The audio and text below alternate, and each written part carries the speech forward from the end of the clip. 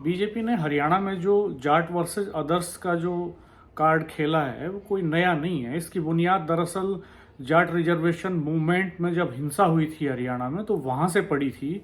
और हम देखते हैं कि यूपी में 80-20 का फॉर्मूला प्रधानमंत्री मोदी भी अपने भाषणों में कहते रहे हैं और यूपी के मुख्यमंत्री योगी जी भी कहते रहे हैं इसको। और ये अब रिसेंट इलेक्शंस के बाद तो ये नई टर्मिनोलॉजी आई है, बटोगे तो कटोगे, यानी 80% को मोबिलाइज करना है 20% का डर दिखा करके।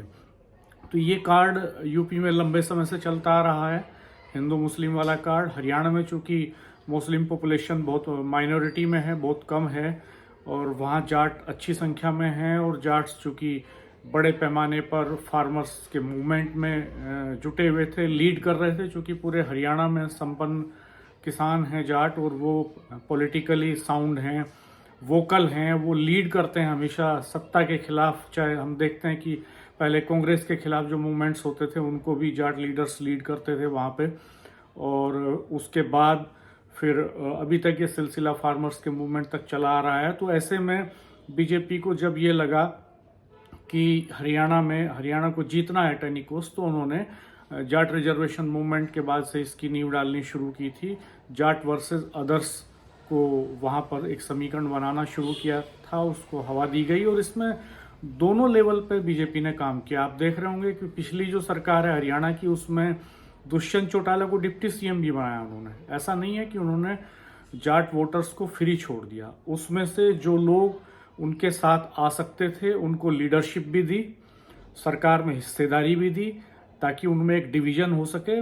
चूंकि हरियाणा में 24% जाट्स हैं, तो सबको यूनाइट विरोध में कर लें ये भी उचित नहीं था। तो उनमें से जो टूट करके अपने साथ आ सकते थे उस लेवल पर भी काम किया। उनमें से कुछ नेताओं को अच्छी जगह दी, जाट लीडर्स को टिकट भी दिए, और एक मोबिलाइजेशन किया, काउंटर मोबिलाइजेशन किया।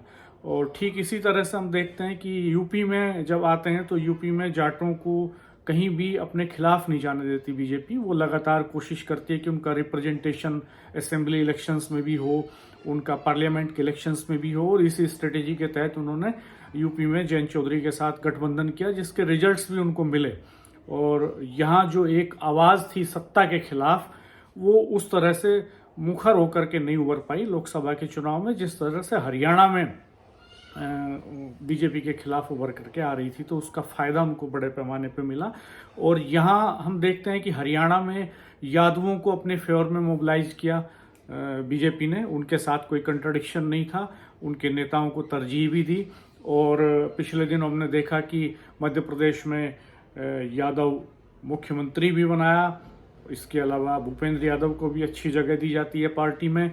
लेकिन यूपी का जब मसला आता है तो चूंकि सेंट्रल यूपी में यादव अच्छी संख्या में हैं, और वेस्टर्न यूपी के बाद से ही शुरू हो जाता है उनका प्रभाव, तो उस इलाके में बीजेपी की कोशिश ये रहती है कि यादवों के एंटी जो सेंटीमेंट वहाँ पर अदर बैकवर्ड कास्ट में है उसको मोबिलाइज किया जाए। और पैन यूपी ये कोशिश होती है कि समाजवादी पार्टी की सरकारों में तो बड़ा लाभ जो है वो यादव ही उठा ले जाते हैं।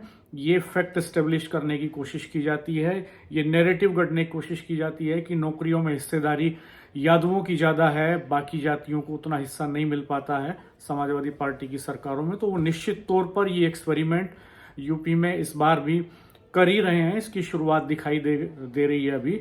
और ऐसा नहीं है कि वो यादवों को पूरी तरह से फ्री छोड़ देंगे, उनके जो लीडर्स उनके साथ आ सकते होंगे, जैसे अपर्णा यादव को उन्होंने, मुलायम सिंह यादव जी की बहू ही हैं अपर्णा, उनको उन्होंने पिछड़ा वर्ग आयोग में जगह दी है, महिला आयोग में जगह दी है।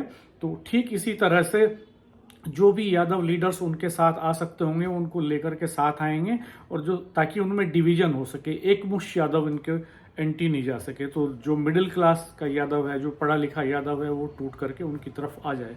तो बीजेपी ने जो एक कंट्राडिक्शंस की पॉलिटिक्स है, जो कंट्राडिक्शंस कास्ट के बीच में हैं, जो रिलीजन्स के बीच में हैं, जिनका बेसिस इकोनॉमिक भी है कहीं ना कहीं, उनको ठीक तरीके से पकड़ा है और उभारा है और अपने फेवर में मोल्ड करने की कोशिश की है।